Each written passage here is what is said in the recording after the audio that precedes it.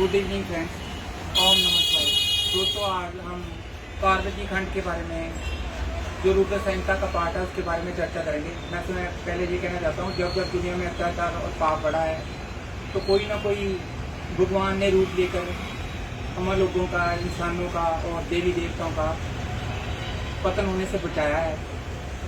तो इसमें भी यहाँ असुर आदि जो हैं, तारकासुर, जानने यहाँ बहुत अत्याचार कर रहे थे, उसमें भगवान शिव ने जन्म लिया और ब्रह्मा, विष्णु और देवताओं, इंद्र आदि को और इंसानों को, उन व्यक्तियों से बचाया।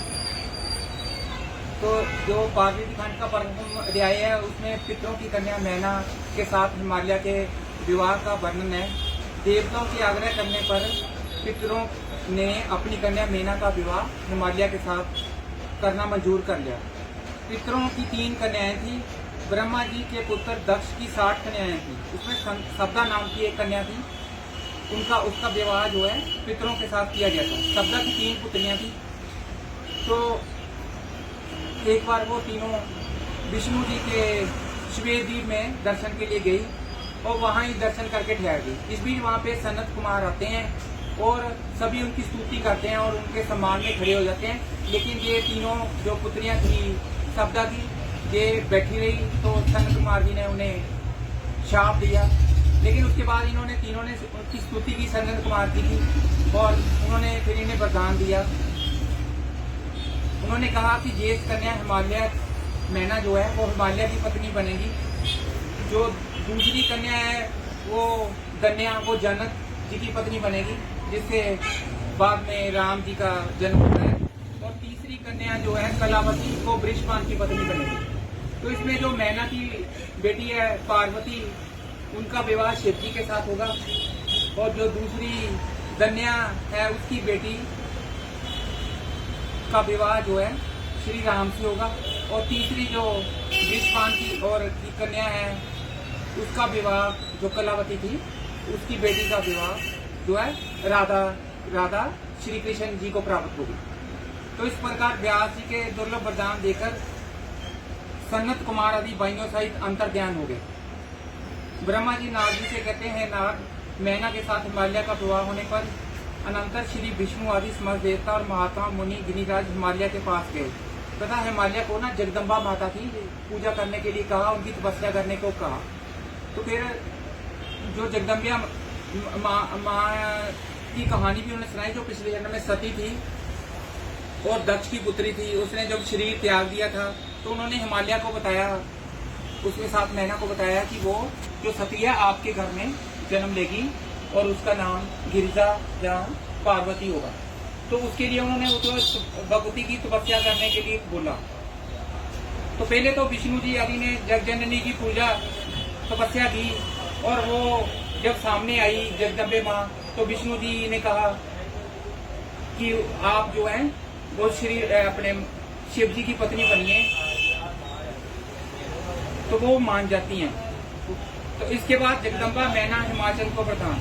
इधर गिरिराज, हिमाल व मैना दोनों दंपति भगवती जगदम्बा के प्रसन्न करने के लिए फिर जो है मैना और जो है हिमालय तपस्या करने लगते हैं माता जगदम्बा की, और उनसे वर मांगते हैं। जब वो माता जगदम्बा उनकी तपस्या से खुश करके सामने आती है तो उन्हें वर मांगने के लिए कहती है। तो वो वर मांगते हैं कि मेरे 100 पुत्रों के बाद एक कन्या हो पार्वती, जो शिव जी की पत्नी बने। तो वो माता जगदम्बे होती है, वो ऐसी वो कहती है कि हाँ, मैं जो आपके घर में पार्वती के रूप में जन्म लूंगी और शिव जी के साथ शादी करूंगी। ब्रह्मा जी कहते हैं कि नारद तदंतर मैना और हिमालय कन्या प्राप्ति भक्ति की उपासना की। कुछ समय बाद भक्ति जो है जन्म लेकर, जो जन्म लेकर भक्ति जगदम्बे मैना के घर आ जाती है, तो वो सभी विष्णु वगैरह उनके दर्शन करते हैं। तो जब वो चले जाते हैं तो वो जो होती है मैना, वो कहती है, आप मेरे को जगदम्बा माँ, मेरे को अपने ध्यान में, हृदय में रखे, आप जो है बालक रूप में, बचपन के रूप में आप पार्वती के मेरे सामने आओ। और वो अपना लौकिक रूप धारण करती है और रुदन रोने लगती है, जो माता पार्वती है, जो जगदम्बे माता पार्वती के रूप में आई थी। तो वो सब वो उसकी रोना सुन के सब बहुत खुश होते हैं। देव ऋषि नारद बालिका पार्वती गोष्ठा की बात करना। एक समय की बात है, नारद जी हिमाचल में घर आए, हिमालय के घर आए, तो गिरिराज हिमालय ने उन्हें प्रणाम करके पूजा की तथा पुत्री को बुलाकर चरणों को प्रणाम कराया तथा उसकी जन्म कुंडली के बारे में पूछते हैं हिमालय जी, वे ये मेरी लड़की है कैसी होगी? तो कहते हैं ये बड़े अच्छे लक्षणों वाली है, ये पति के लिए भी बहुत अच्छी होगी और तुम माता पिता के लिए भी कीर्ति बढ़ाने वाली होगी। लेकिन इसकी जो शादी है नंग दड़ंग से होगी, रहने वाला होगा, निर्गुण होगा, उससे होगी, निष्काम होगा और माता पिता का भी वो, उसके माता पिता भी नहीं होंगे और उसका मान सम्मान का भी वो ध्यान नहीं करेगा। तो इससे उनको थोड़ी चिंता हो जाती है। तो माता पिता को हिमालय और जो मैना है, फिर वो नारद जी कहते हैं वो शिव जी होंगे, तो आपको चिंता करने की जरूरत नहीं है। जो भगवान शिव का जो रूप है उनका विख्यान किया गया है। तो माता सती का जो पिछले जन्म में आपने शरीर त्याग था वही ये पार्वती आपकी लड़की है। कुछ समय व्यतीत होने के बाद मैना और हिमवान पार्वती के लिए वर खोजने लगे। तो फिर उन्होंने जो हिमालय थे उन्होंने कहा शिव जी इनके लिए सही वर रहेंगे, वो मैना को बताते हैं। हिमवान पुत्री पार्वती शिव की सेवा। इसके बाद जब 8 साल की पार्वती हो जाती है तो एक बार वहां पे ना जो भगवान शंकर जो हैं गंगा अवतार में हिमालय में तपस्या करने के लिए आते हैं। तो वो उनकी सेवा करना चाहती है पार्वती, तो हिमालय उनको उनकी सेवा के लिए छोड़ने चाहते हैं, लेकिन शिव जी इसके लिए इनकार कर देते हैं। वो कहते लड़की के साथ जो है काम वासना जागृत हो जाती है और वेदों में भी लड़की के साथ खासकर युग की जो युवा हो उसके साथ रहना मना किया गया है, तो वो इसके लिए निषेध कर देते हैं। तो वो जो है वो कहते वैराग्य नष्ट हो जाता है इससे। लेकिन जो फिर इससे तो हिमालय तो निराश हो जाते हैं, लेकिन जो पार्वती आती है वो शिव जी से बात करती है। वो कहती है कि जो किसी सबका सर्जन पालन और संहार है होता है वो प्रकृति से ही होता है। अगर आप प्रकृति से परे हैं, शिव जी को कहती है अगर प्रकृति से परे हैं इन चीजों से तो समीप रहने से मेरे को वो डरना नहीं चाहिए, आपको डरना नहीं चाहिए। और सभी कर्मों को करने वाली उस शक्ति की वो प्रकृति जानना चाहिए। तो पार्वती की इतनी ज्ञान वाली बातें सुनकर शंकर जी बड़े प्रभावित होते हैं और कहते हैं उनको सेवा करने के लिए वहां स्वीकार कर लेते हैं। तारकासुर का आख्यान। उसके बाद जो तारकासुर है उससे इंद्र देवता बहुत परेशान होते हैं। वो एक असुर ने बहुत ही उनको परेशान किया होता है। तो ब्रह्मा जी की आज्ञा से कामदेव को आदिपुरुष को वहां भेजा जाता है। कामदेव वहां जाकर अपने समस्त उपाय में लग जाते हैं। वो चाहते हैं कि कामदेव जो है इंद्र चाहते थे कि शिव की तपस्या में विघ्न पड़े और वो पार्वती से उनके मन में पार्वती बसे और उनसे शादी कर ले।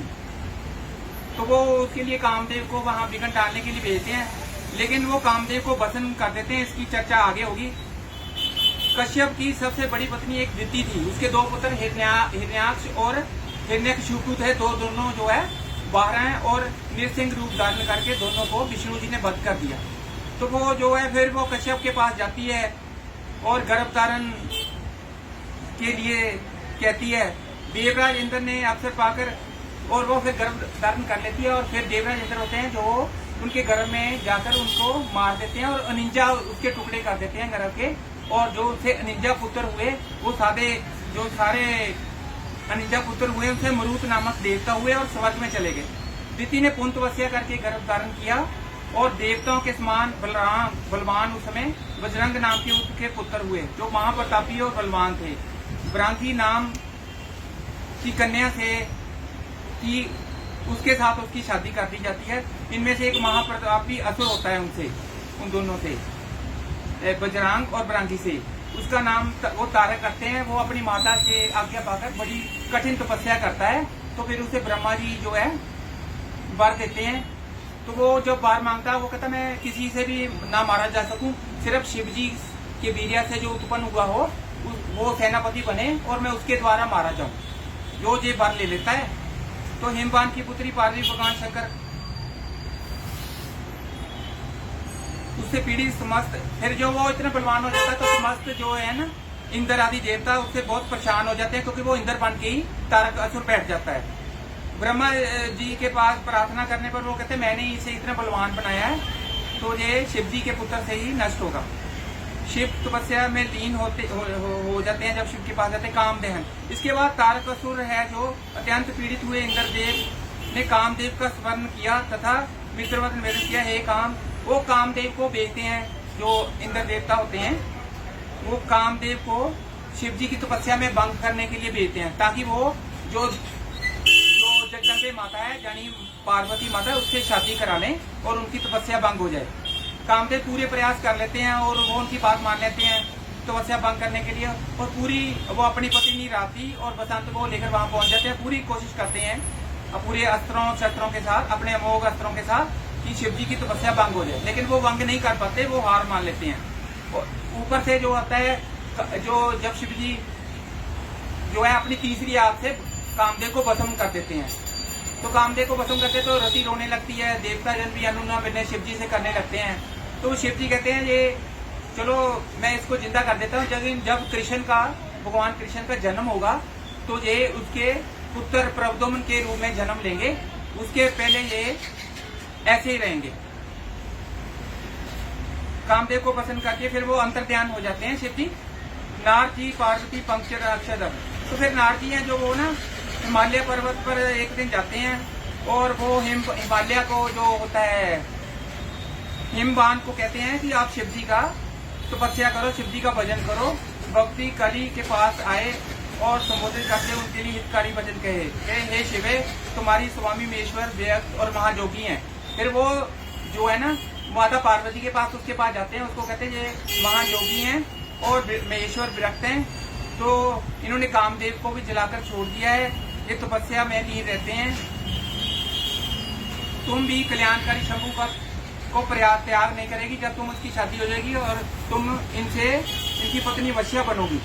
तो इसके लिए वो कहते हैं तुम ओम नमः शिवाय का जाप करो और इसको जाप के रूप में तपस्या करती रहो, और ये सबसे कल्याणकारी जो है ना मंत्र है, इससे मन पंचित बल मिलेंगे और शंकर जी को यह जो मंत्र है बहुत प्रिय है और वो मोक्ष देने वाला है। तो वो ऐसी करती रहती है, इससे भजन की तपस्या करने लगती है।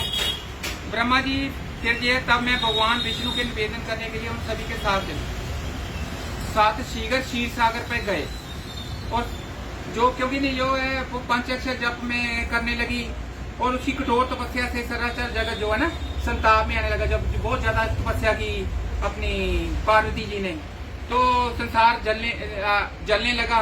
तो वो विष्णु जी को लेकर क्षीर सागर पर गए और विष्णु जी के पास गए क्षीर सागर पर जो ब्रह्मा जी हैं। तो विष्णु जी समझ गए वे ये इसलिए हो रहा है क्योंकि बहुत कठिन तपस्या कर रही है पार्वती। तो वो शंकर जी के पास जाते हैं, शंकर द्वारा विवाह की शर्त। वो शंकर जी को सारा जाके बताते हैं कि वो जो है आपको पाने के लिए बहुत ही कठिन तपस्या कर रही है, आप उसे पार्वती से शादी कर लो। वो नंदी शिव में भगवान शिव से जाकर कहते हैं। भगवान विष्णु ने कहा है शंभो तारकासुर ने देवता को, वो कहते हैं जो तारकासुर है उसने हमें बहुत परेशान किया हुआ है, आप पार्वती से शादी कर लो, जो उनका बच्चा होगा पार्वती और आपका वही उस तारकासुर को मार सकता है। तो शंभू जी कहते हैं कि मैं तो निष्काम हूँ, वो शादी से इनकार कर देते हैं। तदंतर फिर जो है नंदी जी कहते हैं आप फिर अनुना विनय करो, वो मान जाएंगे। फिर वो अनुना विनय विष्णु जी वगैरह करते हैं। तो फिर जो है भगवान शिव है, क्योंकि वो भक्तों की हर बात मान लेते हैं, तो वो मान जाते हैं, वो शादी के लिए तैयार हो जाते हैं। ब्रह्मा जी कहते हैं नारद ऐसा कहकर प्रणाम विष्णु आदि देवता और महर्षि ने पुण्य उनकी स्तुति की। जब उन्होंने पुण्य स्तुति की तो वो मान जाते हैं। मैंने जैसे आपको बताया कि वो जो है भक्तों के पर विपत्ति आए तो वो तत्काल सारे कष्ट दूर करने के लिए मान जाते हैं। तारकासुर तुम सब लोगों को जो दुख प्राप्त हुआ उन्हें पता लगा था जो तारकासुर दुख है मैं उसको कहते हैं शिव जी कहते हैं मैं दूर करूंगा। तो इसके लिए वो पहले सप्तऋषियों पार्वती के तप की परीक्षा, पहले वो ना जो भगवान शिव फिर जो भक्ति में लीन हो जाते हैं, वो पहले जो भक्ति में उधर तपस्या इतनी ज्यादा कर रही होती है पार्वती, तो उनका थोड़ा सा ध्यान भंग होता है शिव जी का, तो सप्तऋषियों को याद करते हैं। जब वो सप्तऋषियों को याद करते हैं तो सप्तऋषि उनके सामने आ जाते हैं। तो वो सप्तऋषियों से कहते हैं आप ना कितनी की ग्रेड है जाकर चेक करो पार्वती। तो वो सप्तऋषि जो है पार्वती की परीक्षा लेने के लिए वहां पे चले जाते हैं। फिर पार्वती से पूछते हैं कि आप किस लिए ये तपस्या करें। वो कह रही मैं शिव जी से शादी करना चाहती हूँ, इसलिए मैं इतनी तपस्या कर रही हूँ। तो वो पहले संकोच से जैसा थोड़ा सा बताती है कि मैं शादी करने के लिए कर रही हूँ।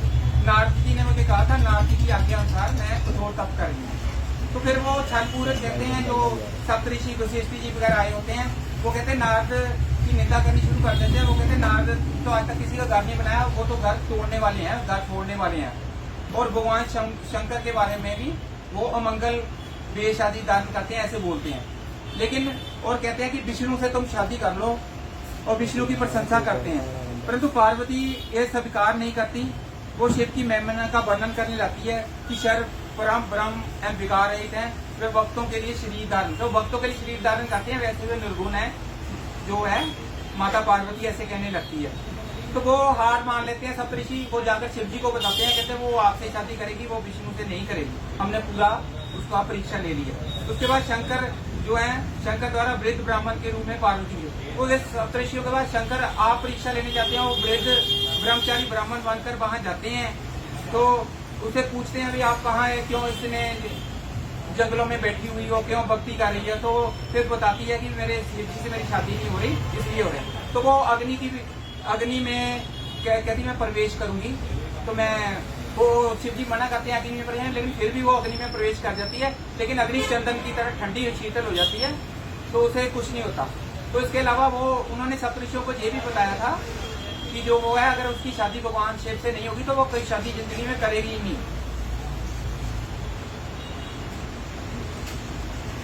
जो फिर शिव जी है, शिव जी जो वेश में आए थे ब्रह्मचारी के, तो वो शिव जी की जो है निंदा करने लगते हैं, कहने लगते हैं वो तो अवगुणों की खान है, ऐसे बताने लगते हैं।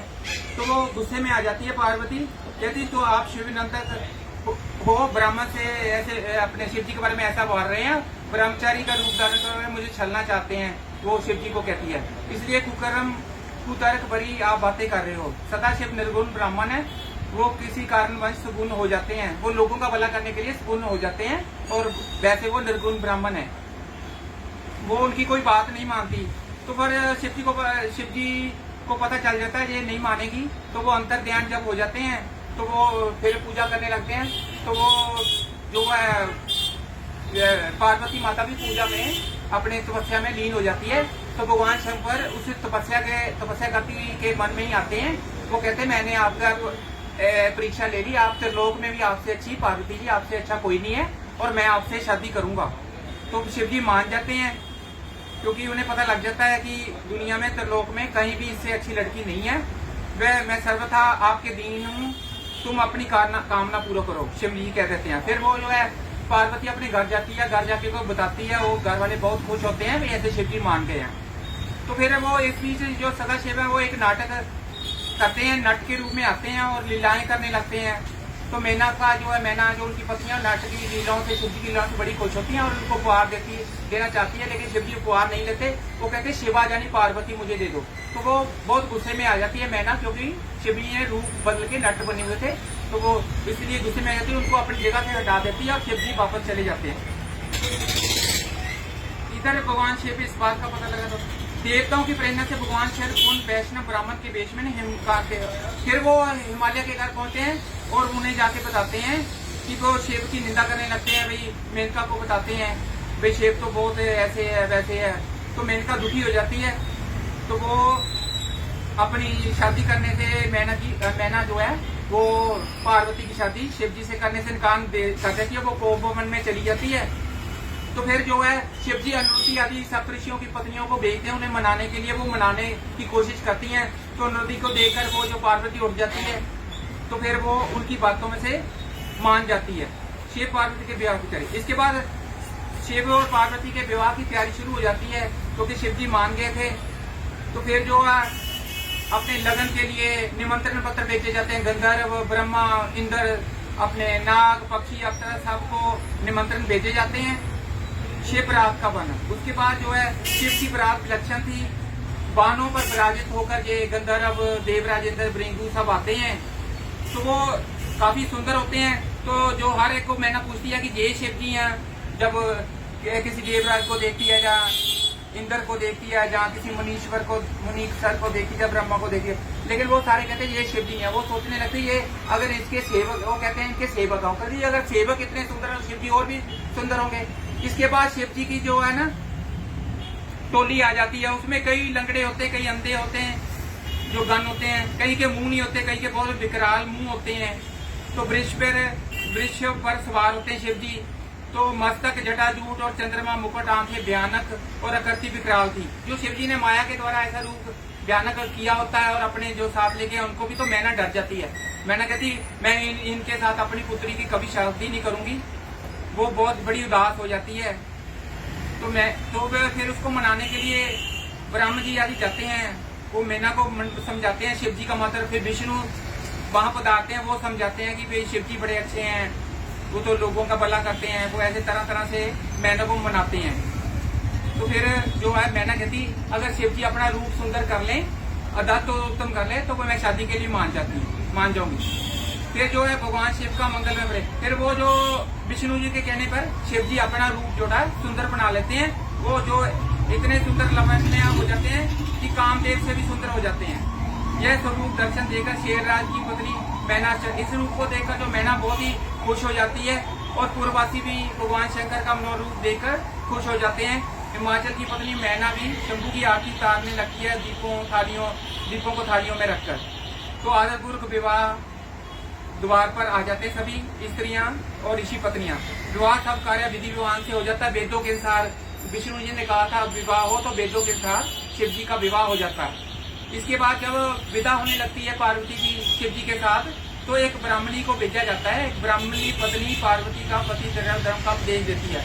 वो कहती है कि पति धर्म से अच्छा कोई धर्म नहीं है। तो जो पतिव्रता है सब लोगों को पवित्र करने वाली होती है। ब्रह्मपुत्री बोली गिरिजय शंकर, संसार में पतिव्रता नारी ही धन्य होती है जो, और समस्त पापियों को नष्ट कर देने वाली होती है। और श्रुतियों और स्मृतियां जो हमारे धार्मिक ग्रंथ हैं उनमें भी पतिव्रता धर्म को महान बताया गया है। इससे श्रेष्ठ पतिव्रता धर्म से श्रेष्ठ कोई दूसरा धर्म नहीं है। पतिव्रता धर्म की उनके शिक्षा विस्तार से दी जाती है। तो वो श्रृंगार से जो सुशोभित होती है, पार्वती श्रृंगार से सजी होती है, तो वो विदाई के लिए तैयार हो जाती है। इसके अंतर भक्ति शिवा को विदाई का मार्मिक वर्णन हुआ है। शिवा ने समस्त गुरुजनों माता पिता को प्रणाम करती है। जो पार्वती है ब्राह्मणों, बुझाइयों और दूसरी स्त्रियों को और यात्रा प्रारंभ करती है। सबने शिवा का को आशीर्वाद दिया, सबने शिवा यानी पार्वती को आशीर्वाद दिया। तो ब्रह्मा जी कहते हैं तात इस प्रकार मैंने परम मंगलमय शिव विवाह का वर्णन किया। यह शोक नाशक, आनंददायक तथा धन नाजुक वृद्धि करने वाला। इस प्रकार रुद्र संहिता का पार्वती खंड पूर्ण हुआ। ये पार्वती खंड पूर्ण हो गया है रुद्र संहिता का। कल हम छोटा खंड है कुमार खंड रुद्र संहिता का, उसके बारे में चर्चा करेंगे।